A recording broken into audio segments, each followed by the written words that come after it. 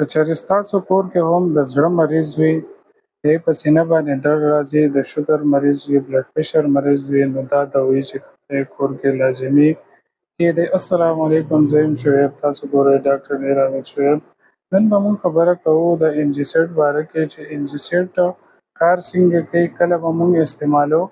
انجیسیډ چې کوم دی دا مونږ سره یو ایمرجنسي ډرګ دی، یو ایمرجنسي مونږ سره ګولۍ دي. کله چې د انسان په سینه باندې درد راشي یا ورته هارټ اټیک کېږي او په سینه باندې درد وي، بلډ پرېشر ورسره سیوا شي، تاسو یوه ګولۍ چې کوم ده د ژبې لاندې کېږدئ، دا به چې کوم دی د هارټ اټیک نه بچ شي، د سینې درد به کم شي.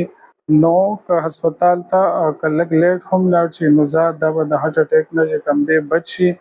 که چا هم اپریشن د زړه اپریشن کړی وي نو هغوی خو چې کوم دی لازمي ځان سره ساتئ، ځان سره جیب کې ګرځوئ.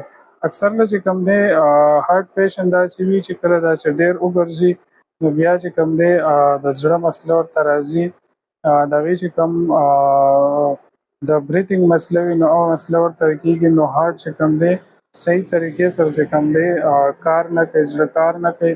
دا ګولۍ چې کوم دی دا د نیمه ګولۍ بیا د ژبې لاندې ږدي، هغه ټایم سره چې کوم دی دا به ریلیکسېږي.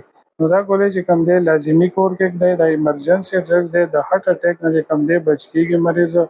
نو دونه ګرانې هم نه دي، ارزانه دي، تاسو په سکرین باندې ګورئ. نو څونه چې زر کېدی شي ځان له والئ او کېږدئ، او کوم هم مریض چې کوم دی ستاسو په کور کې د هارټ پیشنټ یا هغوی لپاره لازمي دی چې کور کې کېږدئ. زموږ دا چینل د سره سبسکرایب کړئ، شیر کړئ، فالو کړئ. شکریه، تھینک یو.